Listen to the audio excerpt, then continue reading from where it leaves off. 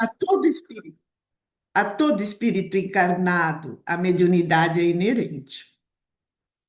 Porque quando nós, como encarnados, percebemos, através da intuição e da inspiração, a influência dos espíritos, nós estamos exercitando a nossa mediunidade. É só lembrarmos da questão do livro dos espíritos. Os espíritos influem em nossos pensamentos e em nossas ações. Todo mundo conhece, decora essa questão. Muito mais do que imaginais, influi a tal ponto que mais comum são eles vos dirigirem. Mas nós já paramos para refletir? Quem está dirigindo a nossa vida? E como que isso acontece? É através da mediunidade, mas qual é o mecanismo? Então, a reflexão de hoje é sobre mediunidade plena, a mediunidade que todos nós, ostensivamente ou não ostensivamente, possuímos. E Kardec nos deixa isso muito claro, porque é um meio de comunicação, com certeza é, entre os dois planos de vida, espiritual e físico. Mas, ao mesmo tempo que é um meio de comunicação, a mediunidade é uma responsabilidade, é um serviço de iluminação moral, é um caminho de aprendizado. Nós encontramos, claro, os médiuns ostensivos com os diversos tipos de mediunidade, e com certeza entre um deles a psicografia, que vamos falar mais para frente. E pela mãos de muitos médiuns veio, por exemplo, a doutrina espírita. A doutrina espírita, o Pentateuco veio, claro que foi sistematizado, compilado por Kardec, esse genial, extraordinário ser que passou aqui no planeta Terra, mas veio através da escrita de médiuns. E foi assim que Kardec trouxe, junto com a equipe dos espíritos iluminados, a doutrina espírita. E esses ensinamentos, sim, atravessaram o véu que separa os dois mundos. O que a gente precisa entender também, como espíritas, que nós somos seres espirituais interexistenciais. Nós estamos momentaneamente encarnados, mas já vivemos incontáveis vidas e viveremos outras tantas. Hoje estamos encarnados, amanhã estaremos desencarnados. Então, nós somos seres espirituais, momentaneamente encarnados. Quando a gente entende isso, a gente entende também que o mundo espiritual não existe uma delimitação geográfica. Aqui é o mundo físico, lá é o mundo espiritual. Não, eles se interpenetram, mundo físico e mundo espiritual, o tempo todo. Então, quando nós temos consciência da nossa espiritualidade e que vivemos, sim, conectado o tempo todo com o mundo espiritual, nós aprendemos que precisamos cuidar, vigiar e orar como Jesus nos ensinou.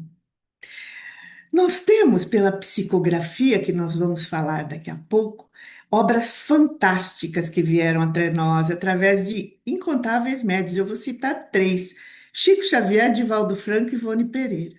Chico Xavier, através de Emmanuel e de André Luiz, desvendou o mundo espiritual numa época que ninguém tinha ideia como era. Divaldo Franco, através de Joana, nos trouxe a série psicológica. E de Manuel Filomeno, ele nos ensinou profundamente sobre obsessão e influência espiritual. Ivone Pereira teve uma encarnação heróica, depois de três encarnações consecutivas como suicida, e nos trouxe memórias de um suicida que o Chico Xavier considerou o melhor livro, depois do Pentateuco, o melhor livro da doutrina espírita. E ela trouxe outros, ela psicografou Camilo Cândido Botelho, né? Todo mundo sabe, de Memória do Suicídio, que é Camilo Castelo Branco, grande poeta português, psicografou Vitor Hugo, psicografou Bezerra de Menezes e trouxe obras primorosas também. Então, a psicografia nos dá incontáveis presentes nesse tempo todo, que nós temos a doutrina espírito consolador entre nós. Mas como nos recorda a literatura espírita, essa mesma literatura, o médium é apenas o instrumento, é apenas o carteiro. Porque quem escreveu os livros foram os espíritos. O médium só foi o carteiro, a mão mecânica, que escreveu, que veio à luz aqui no mundo material, um livro que já existia no mundo espiritual. E a qualidade dos livros, das mensagens que vêm, seja em reunião mediúnica ou das mensagens que estão no livro, nos livros, depende da sintonia moral do médium. Porque existem médiums que não estão dentro da doutrina espírita. Existem médiums que têm uma moralidade bastante fluídica, vamos dizer assim, ou bastante inferior, e escrevem livros influenciados. Eles não sabem que estão psicografando, mas estão por espíritos mais inferiores. E aí vem os livros sensuais, cheio de incentivo à sensualidade, os livros que incentivam a violência, a vingança, o assassinato e tantos outros que nós temos na literatura humana. Também é psicografia. Então, o médium é apenas um instrumento. Por isso, a importância, para que a gente não se torne um instrumento das forças inferiores, dos espíritos inferiores, a importância de estudar a mediunidade. Mas quando falamos em estudar ou refletir, como estamos fazendo agora, é antes de qualquer coisa, estudar a nós mesmos, a olhar para mim com sinceridade e ver o que eu trago de luz e o que eu trago de sombra. Porque todos nós temos luz e sombra dentro de nós, no nosso nível evolutivo.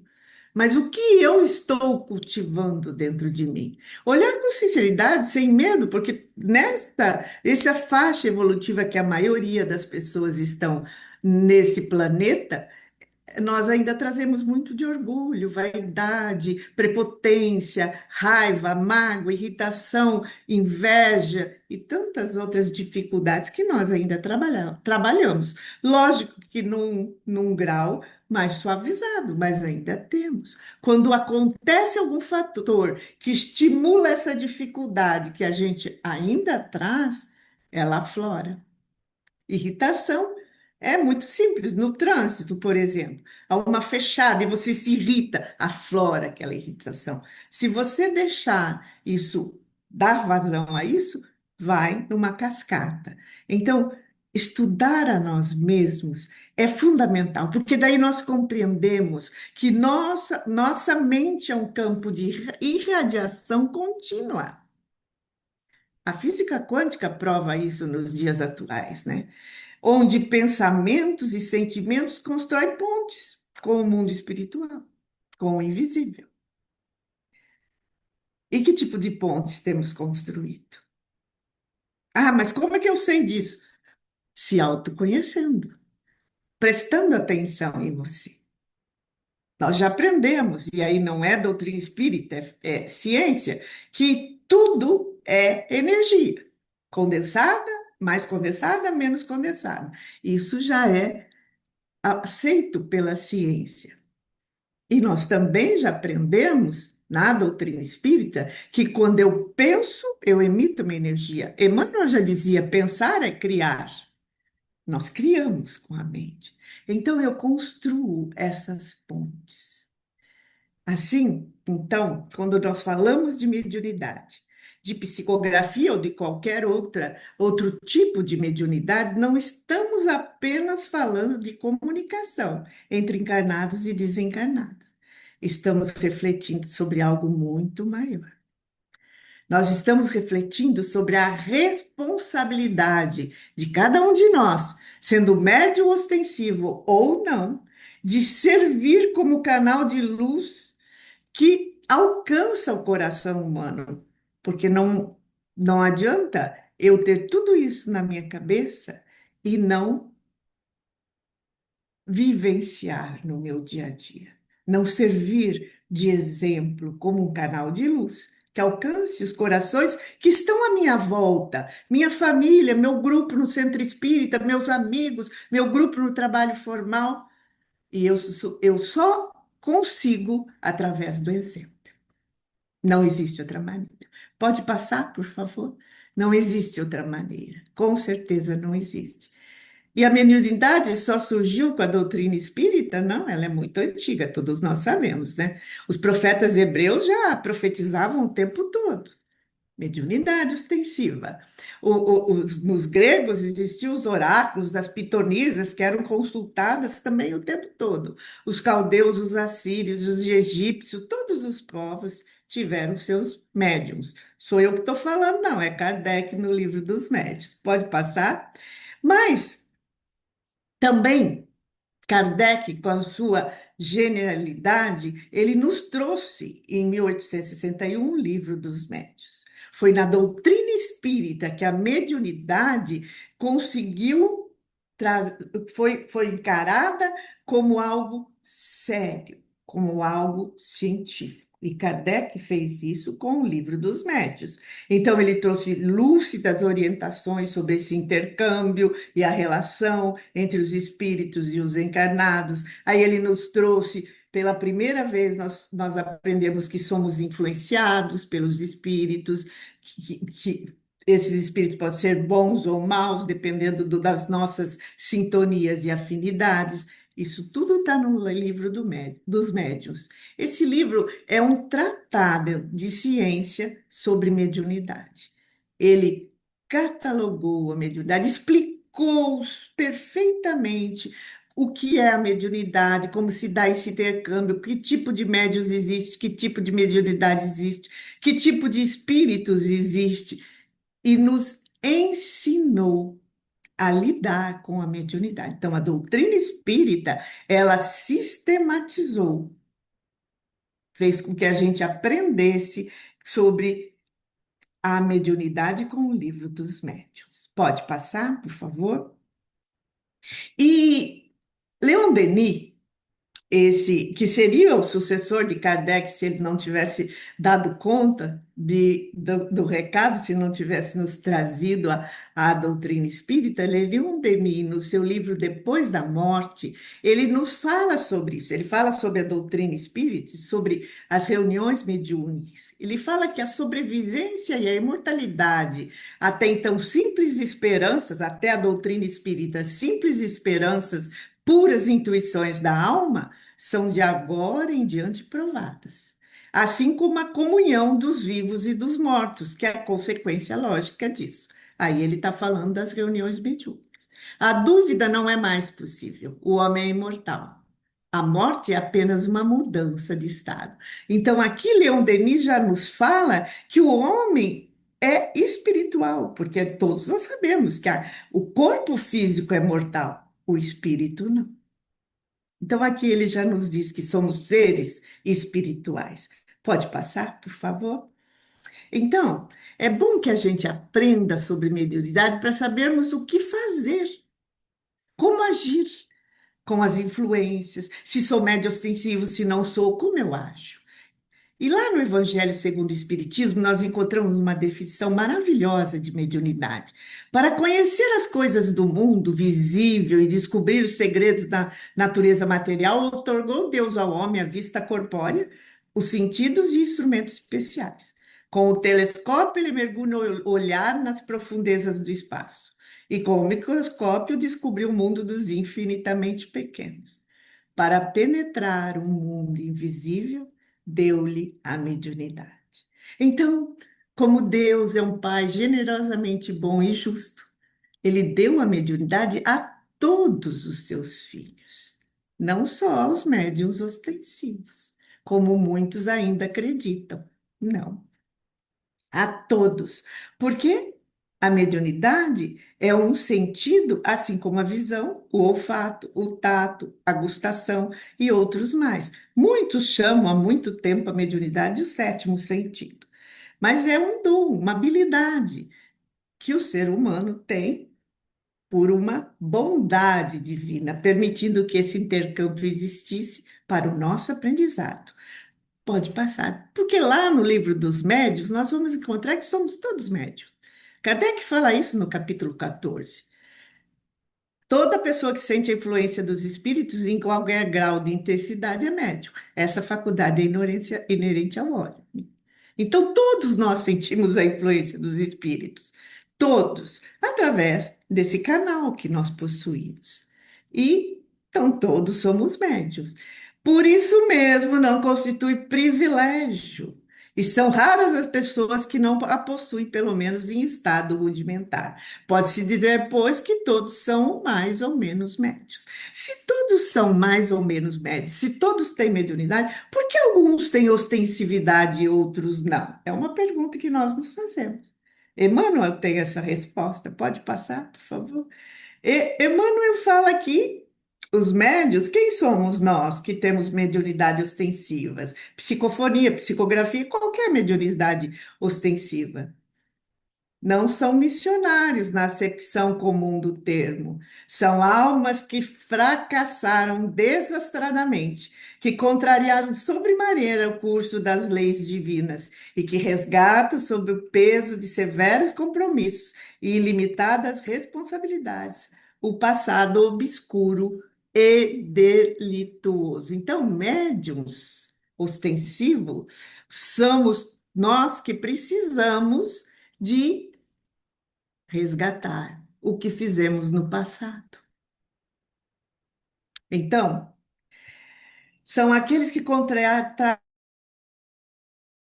sobremaneira as leis divinas. O que significa isso? Que erraram profundamente, que afetaram muitas pessoas e hoje trazem a mediunidade ostensiva para resgate, reparar o que fizeram do passado, no passado. Então, médios ostensivos são preparados no plano espiritual, segundo André Luiz, na sua série 20, 30 anos antes de encarnarem. E não pense que a maioria tem uma missão, como o Chico, como o Divaldo, que tiveram uma missão que abrange um grupo enorme de almas. Não.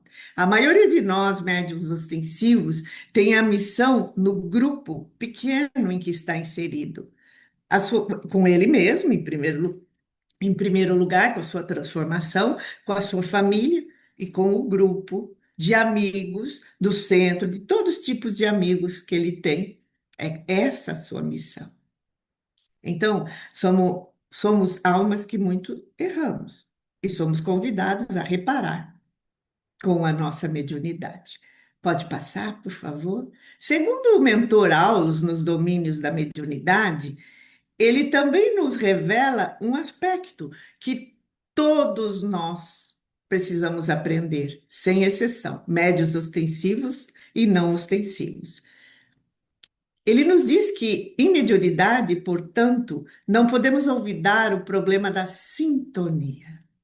Atraímos os espíritos que se afinam conosco, tanto quanto somos por eles atraídos. Se é verdade que cada um de nós somente pode dar conforme o que tem, é indiscutível que cada um recebe de acordo com aquilo que dá. Olha que interessante. O que é sintonia? São as nossas afinidades, o que nós gostamos, o que nós nos afinizamos. Mas como eu sei o que te faz feliz?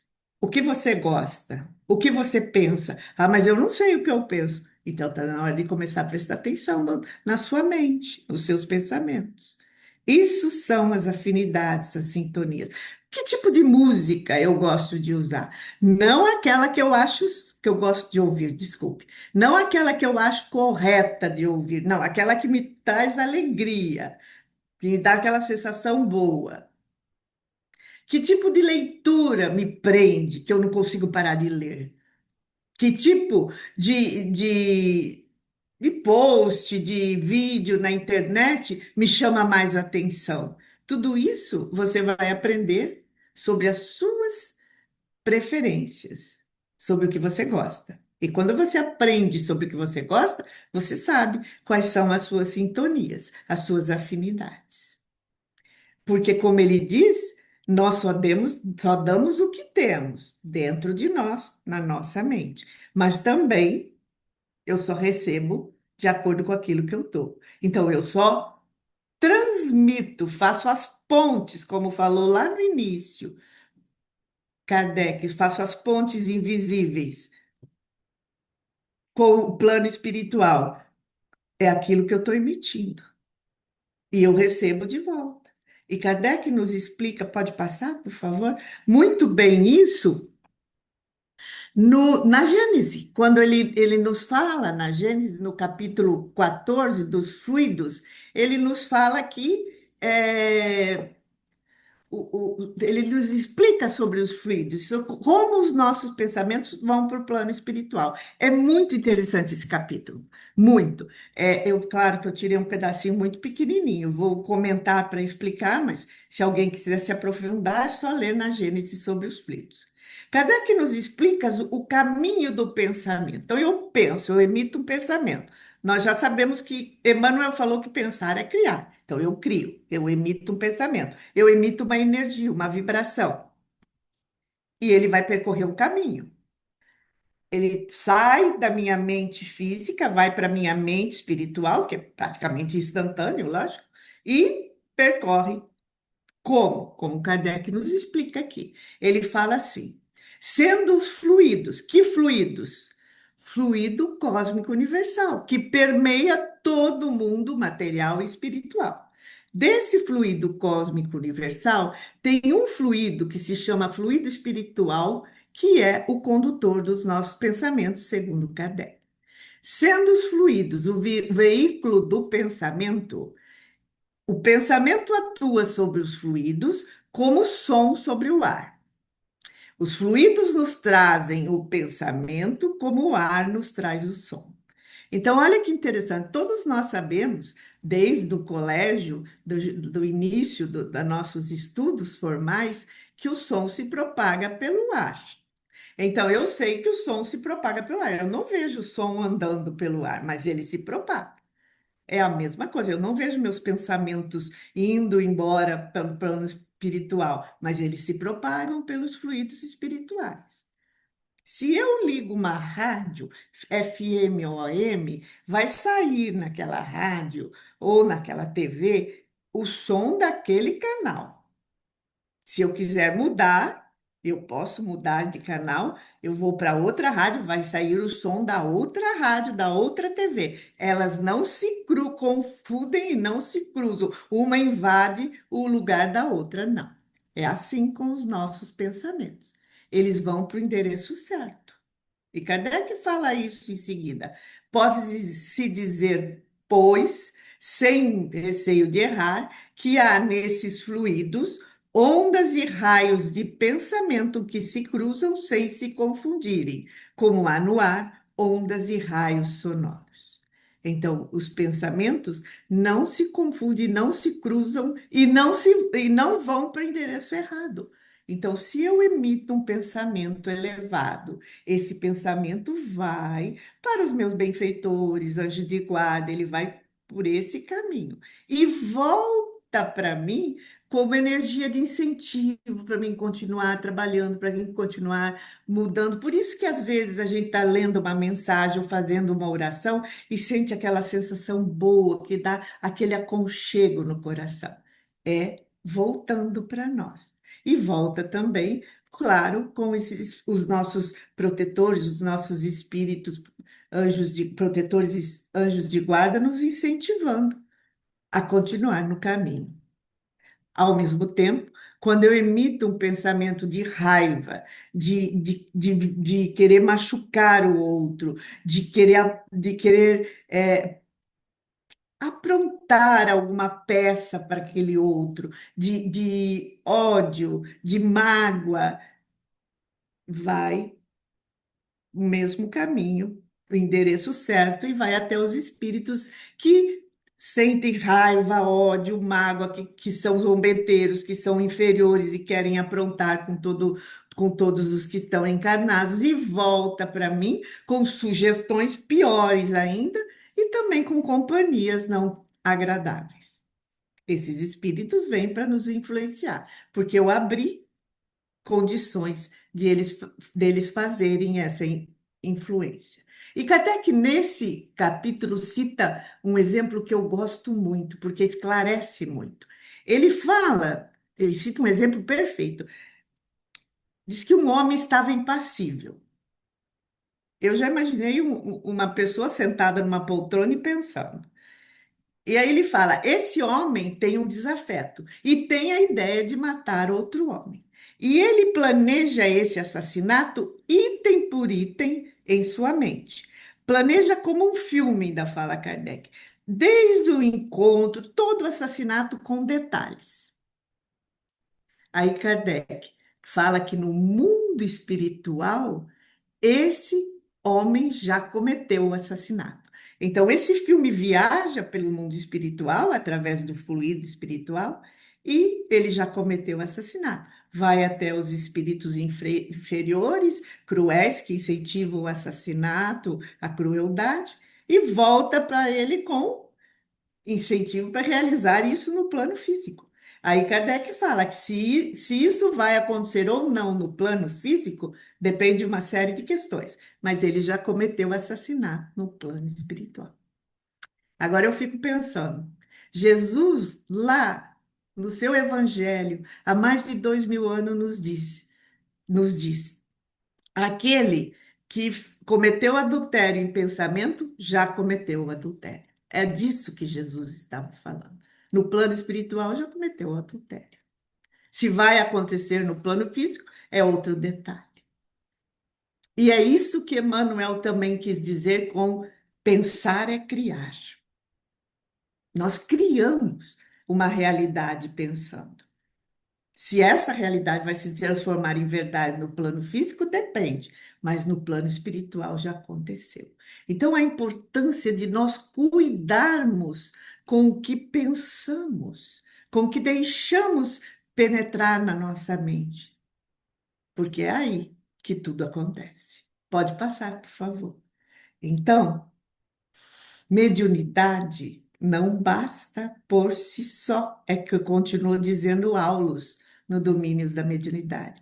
É imprescindível saber que tipo de onda mental estamos assimilando para conhecer a qualidade de nosso trabalho e ajuizar de nossa direção. Que tipo de onda mental eu deixo penetrar no meu cérebro, na minha mente? Aí eu conheço a qualidade do trabalho que eu tenho realizado comigo mesmo, na minha vida, na reunião mediúnica, se eu estou em uma reunião mediúnica, no meu centro espírita, como evangelizador, como aplicador de passe, como palestrante, como diretor, qualquer uma das funções. E ajuizar da direção que eu estou dando para a minha vida. Se eu aprendo a cuidar da minha casa mental, eu me conheço mais facilmente. Aí eu sei que qualidade de trabalho eu tenho feito e que direção eu estou dando à minha vida. Pode passar, por favor? É muita, profundamente importante dentro da mediunidade eu aprender sobre isso. Mas como que eu cuido dos meus pensamentos? Como que eu tenho essa vitória definitiva? Emmanuel já nos respondeu isso no Consolador. Essa claridade divina está no Evangelho de Jesus, o qual o missionário deve estar plenamente identificado para a realização sagrada de sua tarefa, porque toda tarefa é sagrada, porque toda tarefa no bem é sagrada, porque nós viemos aqui para ser colaboradores do Cristo nessa época de transição. Então, toda tarefa no bem é sagrada.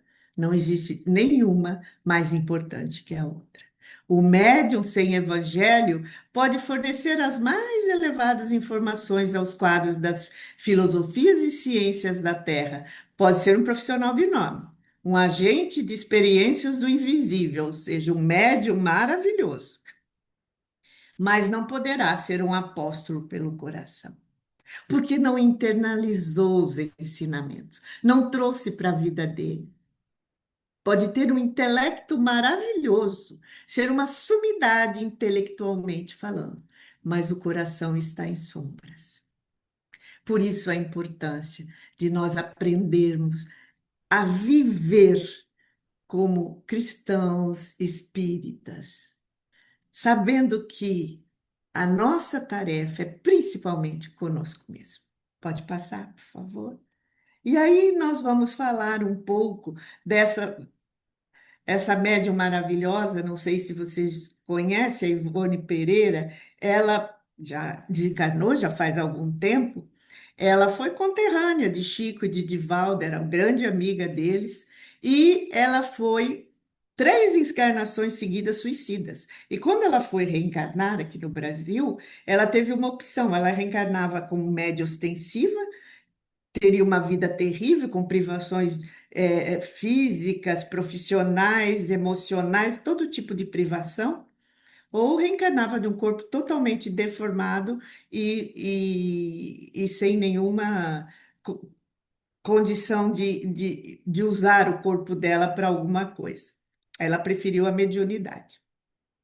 E ela, no final da vida, nos diz que ser médium não é apenas receber espíritos, é, acima de tudo, ser discípulo do bem, habilitando-se dia a dia no intercâmbio regenerador com o alto, aproveito da reforma geral da humanidade, do planeta e de si próprio.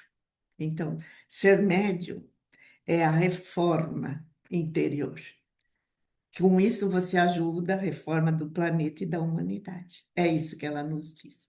E ela, com certeza, foi uma vitoriosa na sua mediunidade, mas sofreu profundamente a vida inteira, principalmente pelos remorsos do que ela tinha feito e ela lembrava. Ela trouxe isso vivo em sua mente. Então, mesmo assim, ela conseguiu. Se ela, com todas essas limitações, conseguiu, nós também poderemos conseguir. É só nos esforçar. Pode passar, por favor? E aí vamos falar um pouco dessa mediunidade, desse tipo de mediunidade, a psicografia. Segundo o livro dos médiuns, a mediunidade e psicografia é uma das formas mais diretas e tangíveis de comunicação entre os planos físicos e espiritual. Realmente é. Tanto que nos trouxe o Pentateuco e todas as obras complementares que nós temos até hoje e que aprendemos tanto. Vieram pela psicografia, mas ela não é espetáculo. É responsabilidade espiritual. Quando você assume a responsabilidade de vir com a mediunidade e psicografia, seja para escrever livros ou para escrever mensagens durante a reunião mediúnica, ou para aquele grupo do centro espírita, a responsabilidade é a mesma, porque nós nos preparamos para isso. E aí, chegamos aqui e utilizamos a nossa mediunidade com sem responsabilidade, com isso, irresponsabilidade. E aí nós temos um monte de mentores do outro lado do plano físico, no plano espiritual, que tutelaram a nossa encarnação. Então, a responsabilidade é enorme. Pode passar, por favor? E no livro dos médiuns, no capítulo 14, Kardec classifica a mediunidade em três: a psicografia mecânica, que é a que Chico Xavier desenvolvia, que é aquela que o médium não sabe o que está escrevendo, não tem consciência do que está escrevendo. Chico era ambidestro, né? Ele psicografava ao mesmo tempo com a mão direita e esquerda, em outras línguas. Essa é a mecânica. Todos nós sabemos que Chico só falava português, mas ele psicografava em outras línguas.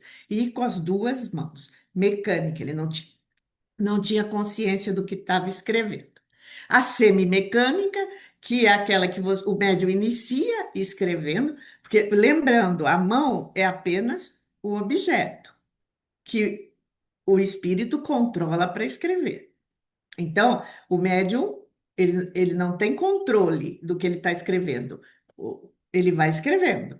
E a semimecânica é assim: ele lembra até o início, e depois, quando está terminando, mas não lembra o intervalo, ele não lembra o conteúdo em si. Essa é a semimecânica. E a intuitiva é aquela que o médium lembra, sabe que está escrevendo, sabe o que está escrevendo, mas sabe que não é dele, porque ele não tem essa capacidade. Ele escreve palavras que ele nunca usou. Então, é a intuitiva.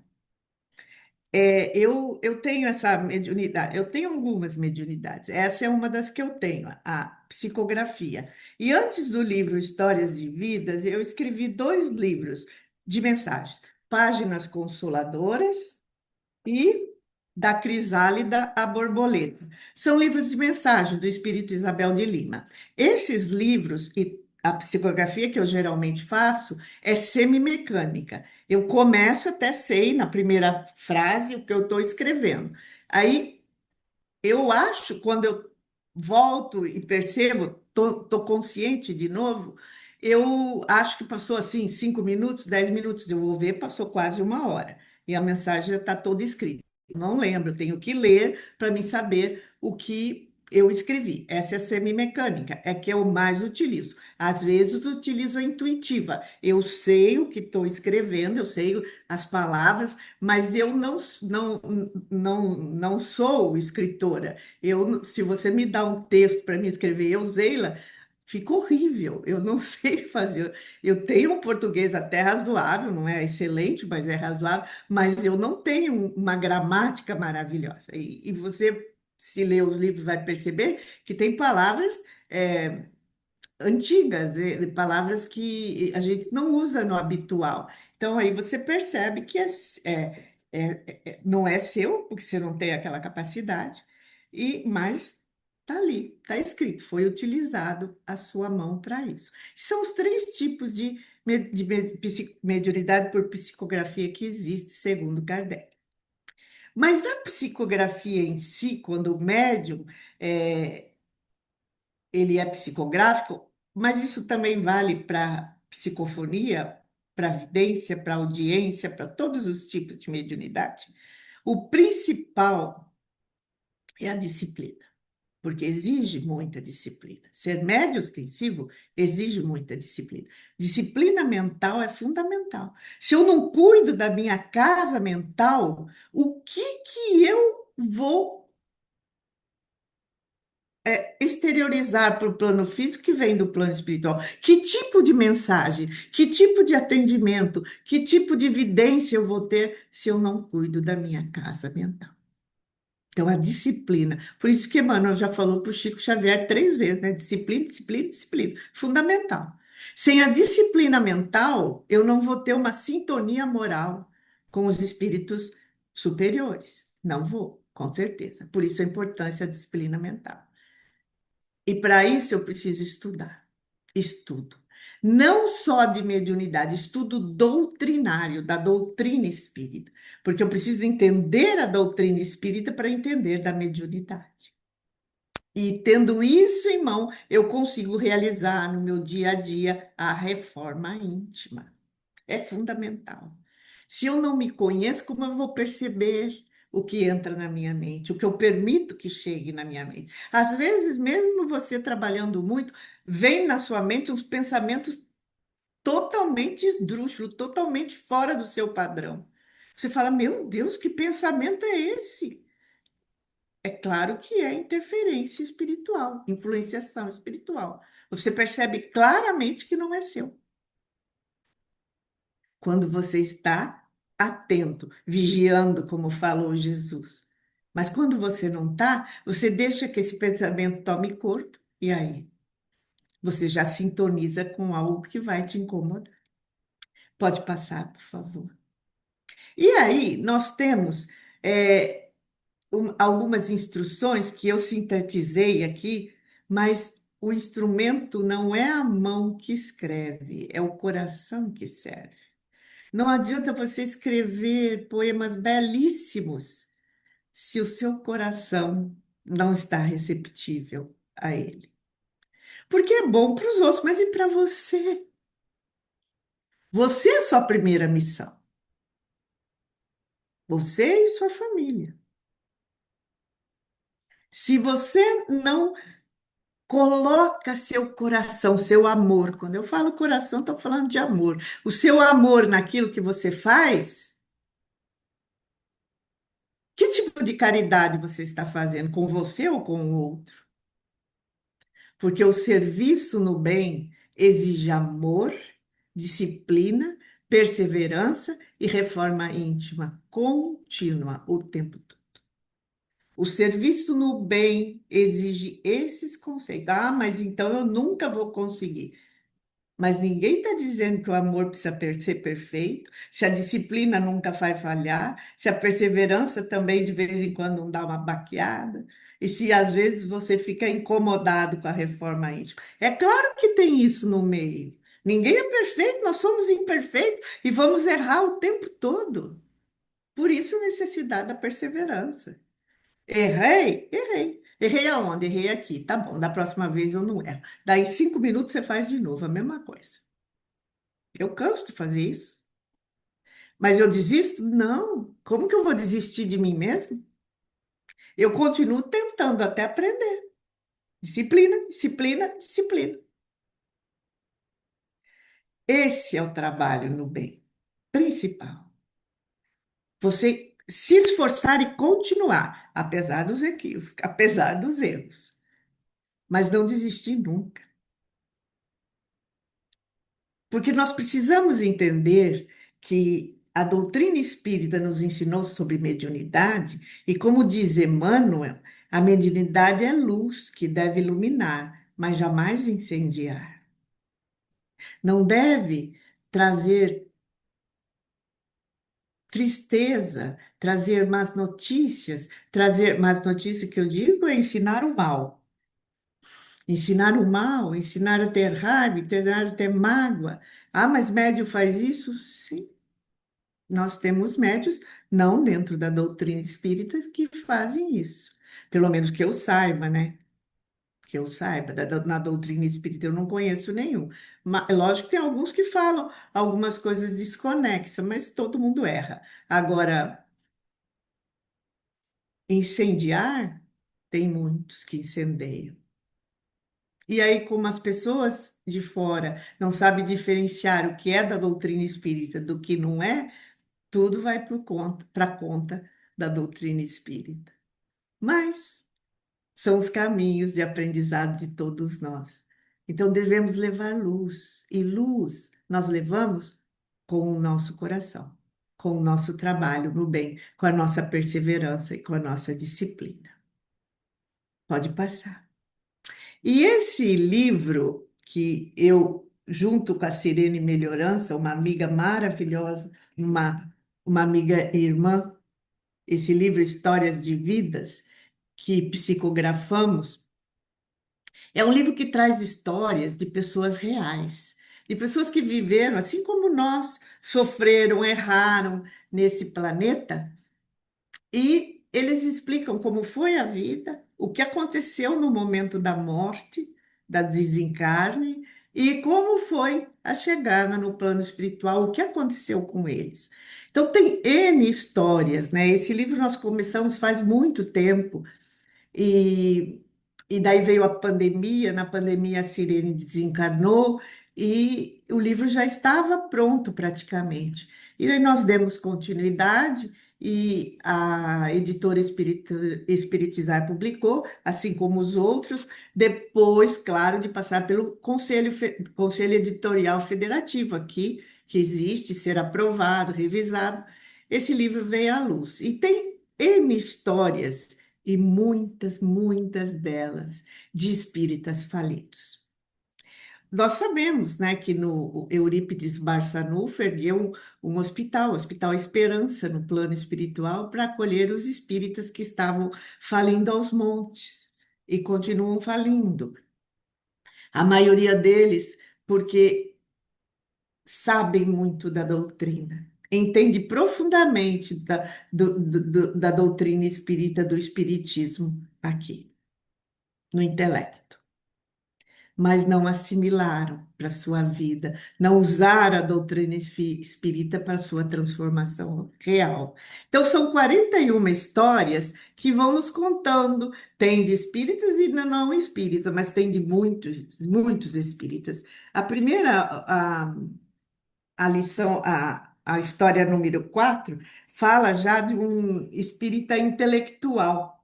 Esse depoimento é muito interessante, Luiz Hernandes, porque ele era palestrante, ele era muito requisitado, tinha já um grupo de bajuladores, admiradores, como ele falou, mas a doutrina só estava no intelecto. não, ele não aplicou para ele mesmo. E aí ele teve uma série de dificuldades quando desencarnou. Tem outra que chama a história 11, Hábito Destrutivo, que é a história da Cacilda. A Cacilda, sim, o primeiro que eu citei, ele era espírita desde o berço, de família espírita. A Cacilda também, família espírita. Mas ela veio por problemas do passado com um hábito bastante destrutivo, e chama hábito destrutivo a história. Esse hábito era a difamação, a fofoca. Ela adorava uma história da vida dos outros. E aí ela casou, foi para longe da família, e segundo ela, aí que começou a derrocada, que ela encontrou no centro espírita que ela frequentava, almas afins, e com a difamação elas destruíram muitas vidas. E aí ela conta o que aconteceu com ela. Tem médiuns falidos, mas eu vou falar sobre a história 19, que chama Acomodação Íntima. Eu vou contar a história, que é mais fácil do que ler. É a história do. Deixa eu ver o nome dele aqui, que o nome eu não lembro mais. Epitácio. Epitácio do Amaral. Ele, de família espírita, nasceu em família espírita, pais espíritas, de uma conduta muito boa dentro da doutrina espírita, que eram frequentadores, batalhadores da doutrina espírita, e desde muito cedo na evangelização, só que tinha um problema. Ele tinha muita raiva de estudar e de prestar atenção na evangelização, nas palestras. Ele não gostava de jeito nenhum. Mas ele tinha um ponto bom. Ele era um filho amoroso, ele amava os pais, não queria decepcioná-los. Então, o que que ele fez? Ele criou uma máscara.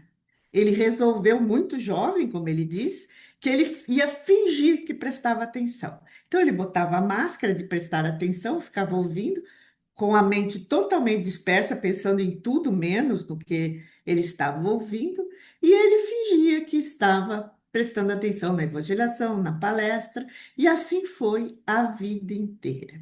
Ele cresceu, se formou, casou, teve filhos, foi um bom pai, um bom marido, mas ele não usava em nada para se melhorar a doutrina espírita. E ele tinha dentro dele, no seu lado de dificuldade, seu lado sombra, ele tinha a revolta e a rebeldia muito fortes. Ele achava que por ele frequentava centro espírita, frequentou a vida inteira, não trabalhava assiduamente, mas volta e meia ajudava num trabalho e no outro. Nunca foi uma pessoa ruim. E ele achava que com isso era o suficiente para ele, quando desencarnar, ingressar na mais alta colônia. Nosso lar era fichinha, ele queria mais alto ainda. Prepotência, orgulho.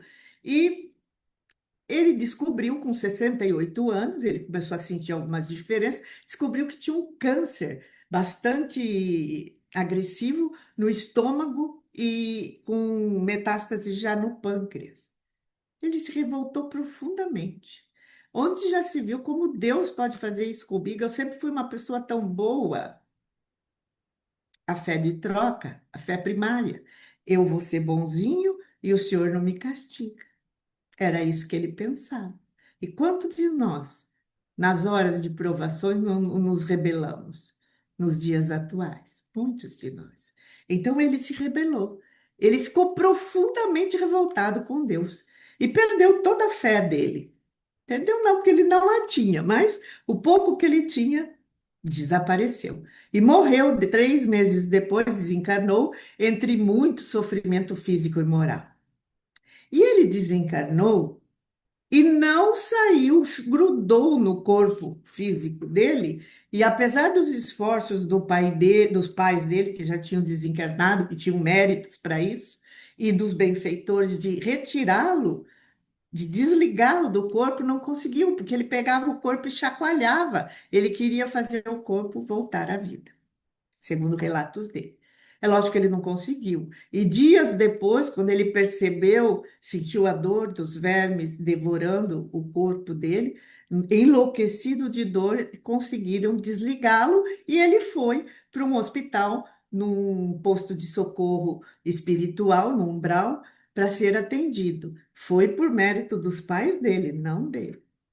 E dormiu um tempo, mas quando acordou, acordou revoltadíssimo.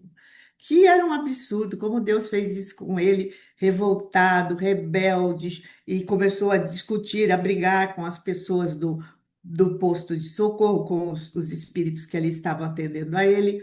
Aí um dia ele resolveu que não ia ficar lá, não, que ele ia voltar para a terra e saiu pelo umbral pesado. A decisão foi dele. Saiu pelo umbral pesado, logo que ele começou a trilhar as trilhas, segundo ele, do umbral, um bando de bandoleiros encontrou ele e escanearam, gozaram dele até, surraram ele muito, mas desanimaram, desistiram dele, largaram ele saiu correndo. Isso é que ele relata aqui. Quando ele saiu correndo por aquelas regiões umbralinas, um grupo de mercadores de escravos que o pegaram.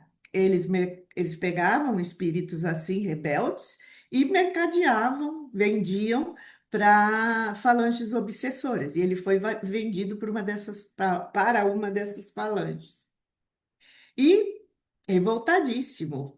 E era rebelde demais, não aceitava ordens, também não aceitou servir de instrumento de obsessão para pessoas encarnadas e desencarnados. Ele não aceitava e por isso foi profundamente torturado. Segundo ele, torturas da Idade Média eram o de menos. Eles usaram todo tipo de torturas físicas, mentais, tudo que e vocês imaginarem, segundo ele relata que foi usado. E ele continuou rebelde, revoltado, blasfemando contra Deus, e jogaram ele num calabouço. E ali ele ficou muito tempo, até que a dor começou a amenizar a rebeldia, a revolta, e ele levou o pensamento dele. Quando ele levou o pensamento dele, ele começou a sentir alguma diferença, alguma melhora. Um dia, um guarda chegou até a cela e perguntou se ele não queria sair e acompanhá-lo. Ele achou estranho, mas aceitou, porque qualquer lugar era melhor que aquele, segundo ele. E foi com esse guarda, que na realidade era um dos socorristas, né, que estão no umbral atendendo esse tipo de espírito. E ele foi com esse guarda e foi levado para o mesmo hospital, na mesma colônia.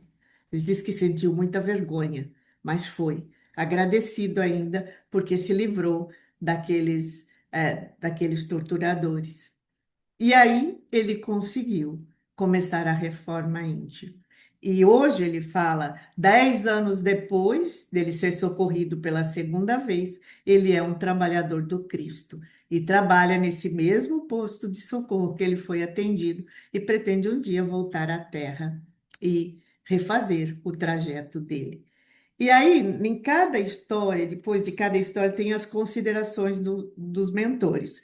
Quando é uma história que eu psicografei, é da Isabel de Lima. Quando é a história que a Sirene psicografou, é do Mário. Esse livro é de espíritos diversos, né? Porque eles foram sendo trazidos um a um para mim e para a Sirene e relatavam a vida deles e a gente psicografava. A maioria, 90% das, acho que, bom, para mim, 100% das psicografias foram a semimecânica. E as considerações que às vezes vinha intuitiva, às vezes semimecânica. E a a Isabel de Lima fala sobre isso. Ela fala nos dias atuais, e por isso que serve muito para todos nós. O viver de aparência tem comprometido incontáveis encarnações, postergando programações. Esse modo de agir traz consequências nefastas ao espírito, e muitas vezes será necessário um largo tempo e muito sofrimento para a correção do rumo tomado. Portanto, para evoluirmos com constância e amorosidade, o trabalho íntimo complementado com o trabalho exterior é fundamental para qualquer alma encarnada. A ociosidade é um vício. como qualquer outro, e nos convida à vigilância constante para não repetirmos os padrões que trazemos das pretéritas encarnações. Aí ela continua discorrendo, eu só tirei um trechinho sobre essa história. Quantos nós vemos nos dias de hoje, espíritas e não espíritas, colocando máscaras? Máscaras de felicidade, máscara de alegria, máscara de perfeição, quando a maioria de nós tem que suar muito, trabalhar muito para amenizar as dificuldades que ainda trazemos no íntimo. O problema não é querer ser feliz, todos nós devemos ser felizes e ser alegres. Eu, inclusive, sou uma pessoa bem alegre, graças a Deus, sou bastante otimista, mas a dificuldade que a maioria das pessoas tem é de se olhar com verdade, com autenticidade e aceitar o que vê e procurar mudar. E a mediunidade é uma ferramenta que nos ajuda profundamente. Nos ajuda como ser humano individual e como humanidade, porque nos traz histórias e mais histórias, e nos traz exemplos e mais exemplos nos mais variados livros da necessidade de aprendermos e de crescer. Eu quero agora, eu não sei quanto tempo já foi, mas abrir para perguntas. Fiquem à vontade a perguntar.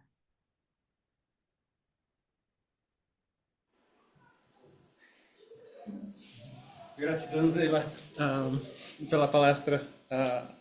Queria só compartilhar que a gente tem aqui um grupo mediúnico com quase 15 estudantes, então acredito que foi bastante importante e cabível essa palestra, né?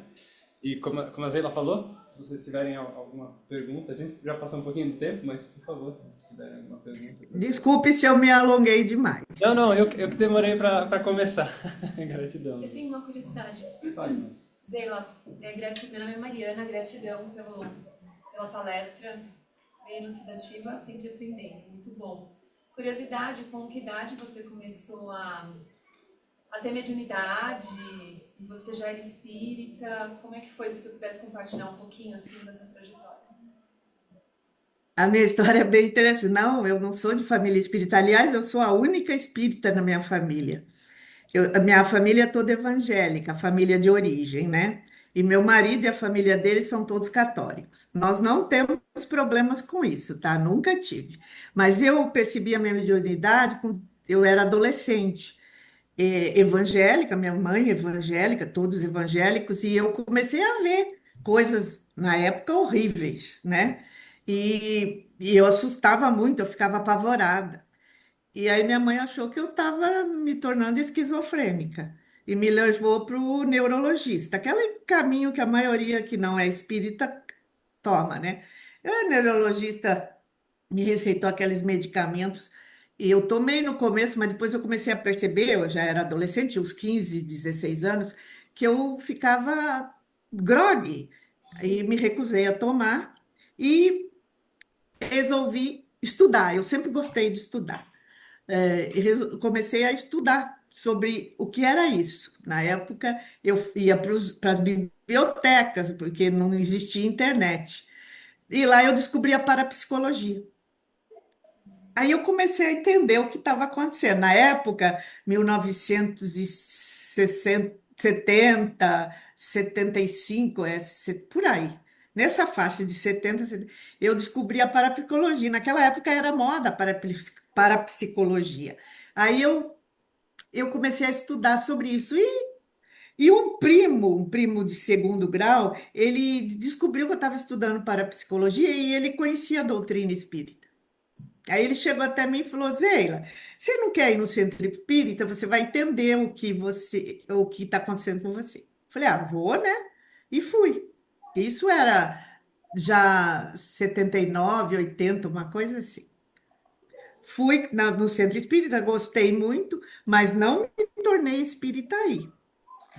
Gostei, entendi o que estava acontecendo comigo. Quando eu entendi o que estava acontecendo comigo, as visões sumiram. Eu continuava tendo visões, mas não aquelas tão horripilantes. E aí eu fui, em 1983, eu vim para o Mato Grosso. E no Mato Grosso, a primeira pessoa que eu fiz amizade, o pai dela tinha fundado um centro espírita. Olha como não existe coincidência. E aí, em 1983, eu me tornei espírita. Aí eu participei da Juventude Espírita, eu era jovem então, tinha uns 24 anos mais ou menos. Participei da Juventude Espírita, participei de vários setores da Casa Espírita, né? Eu acho que não teve um setor que eu não trabalhei na Casa Espírita, eu trabalhei em todos os setores. E por último, eu fui frequentar a reunião mediúnica. Foi a última coisa que eu fiz. Primeiro, eu aprendi muito sobre doutrina espírita, sobre mediunidade. Tinha evidência, eu via muitas coisas. Também fazia. ah, eu saía do corpo e ia atender durante o sono e eu tinha consciência, eu sabia que estava fazendo, depois eu lembrava. Ia atender algum espírito que a Isabel de Lima me levava, sempre com ela, nunca sozinha. Na época eu não sabia que era ela, não sabia nome, não sabia nada. Sabia que tinha uma benfeitora comigo me auxiliando. Então, eu fazia o trabalho com a mediunidade, mas não na reunião mediúnica. Bem depois que eu comecei a participar da reunião mediúnica da federação, que foi a primeira reunião mediúnica e a única que eu participo até agora. Foi o Alírio que me convidou para entrar, e até foi muito engraçado que ele me convidou. Eu falei: não, não vou, não, não quero essa responsabilidade para mim, não. Falei para ele: estou fora. Falei. Quem me conhece sabe que eu sou muito franca, assim, eu sou honesta. Eu falo com toda educação, mas eu falo, eu não sou do tipo que esconde, não. Eu falei, não, não quero essa responsabilidade para mim, não. Eu falei, pra ele.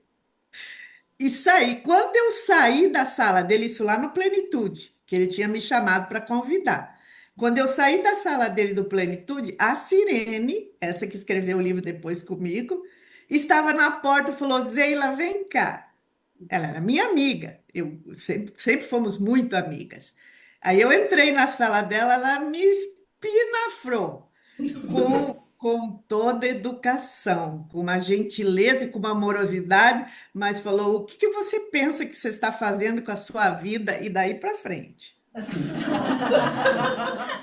Eu fiquei olhando, eu falei: essa não é a Sirene, porque eu reconheci que não era ela. E ela, e depois eu descobri que era a Isabel de Lima. Mas falou, falou. Eu olhei para ela e falei: tá bom, eu vou participar. Saí dali, fui na secretária, falei: o Alírio está com paciente? Não, abri a porta e falei: Alírio, não tem ideia, eu vou para a reunião. Ele olhou para mim e falou: o que que fez você mudar de ideia? Eu falei: depois eu te conto. Foi assim que eu comecei em reunião mediúnica. A primeira vez que eu sentei na mesa mediúnica, eu incorporei. Na primeira vez. Eu tenho a mediunidade de incorporação também. Eu incorporei um espírito. Mas aí as pessoas falam: ah, para você foi fácil. Eu já tinha 50 anos aí, gente. Imagine, eu lidei com mediunidade a vida inteira. Eu já tinha um certo conhecimento, me ajudou muito, sabe? Por isso que eu falo que ajuda. E ajuda nos dias de hoje, ajuda. Todos nós sabemos que a psicosfera da Terra está bastante densa, bastante pesada. Isso todo mundo sabe. Até os não espíritas sabem disso. Então, as influências chegam muito pesadas. E quando você é médium e ostensivo, como fala Lírio, o teu radar é mais aberto.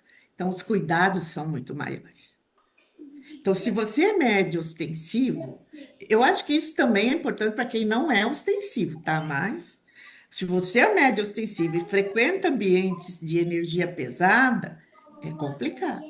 Então, o médium precisa de muita disciplina. Não é qualquer ambiente, que ele pode frequentar barzinho, aqueles pub que tem muito na Europa. Isso não dá, porque a energia lá vai influenciar e você vai se sentir mal. Você se sente mal fisicamente.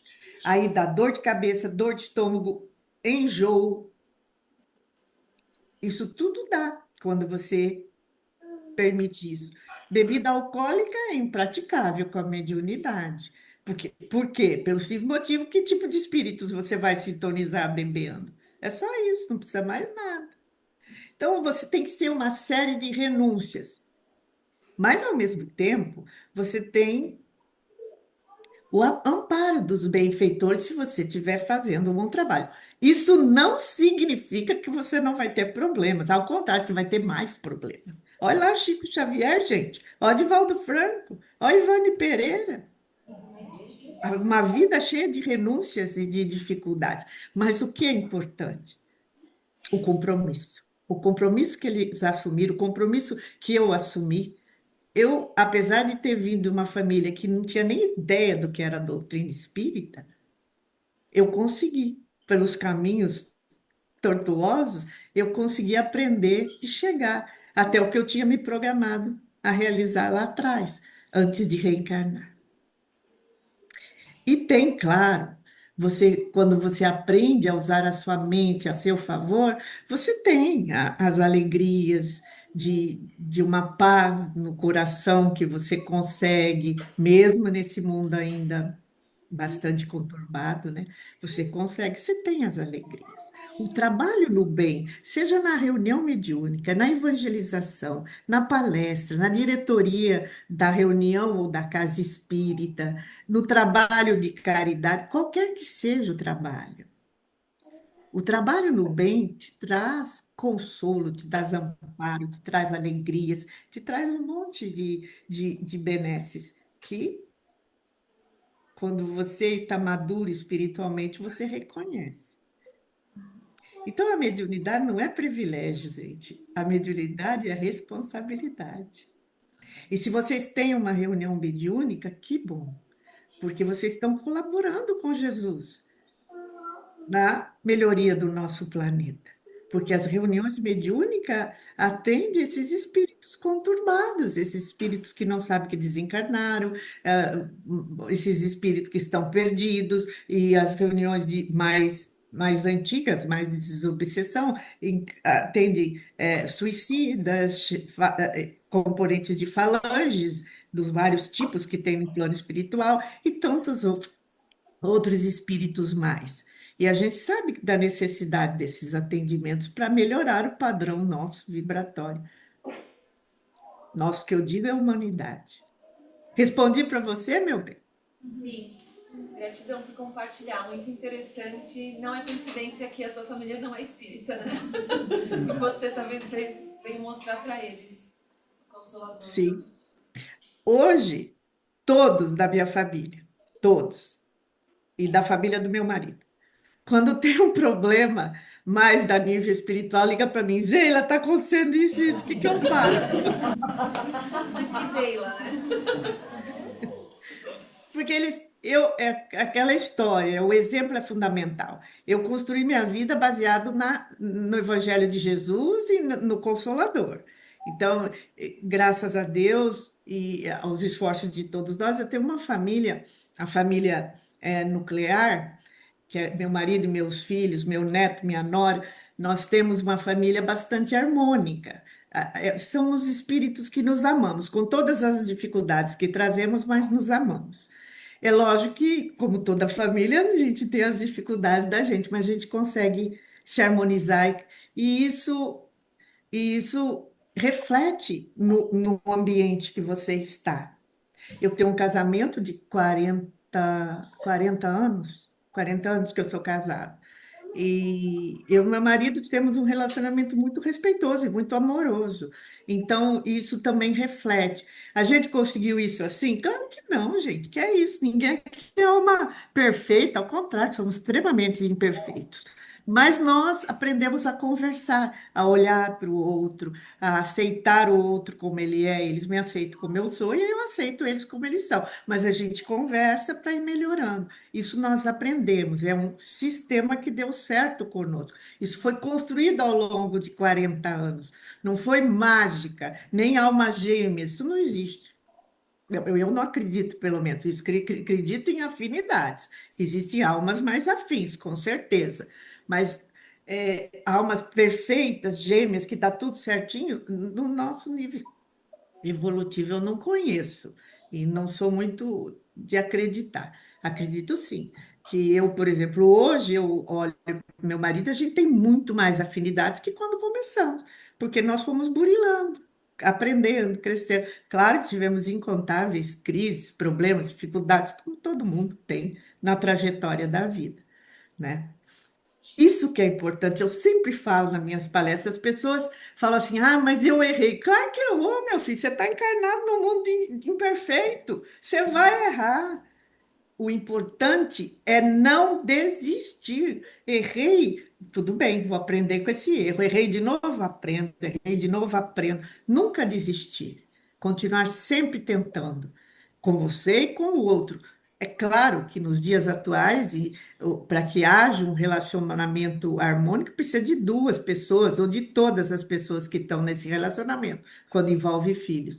Ninguém constrói sozinho. Não existe isso também. É importante a gente construir juntos. No futuro, claro, a humanidade vai ser construída todo mundo juntos. Eu acredito muito nisso. E eu acho que, como disse Divaldo, passamos da meia-noite da transição planetária. Daqui a pouco começa a alvorecer. Esse daqui a pouco não sei quanto tempo é, mas que vai acontecer, vai. Gratidão, Zé. Gratidão, Zeila. Ah, eu queria pedir, por favor, se você pudesse fazer uma oração final para nós. Claro, com todo carinho. Vou fazer sim. Vamos orar.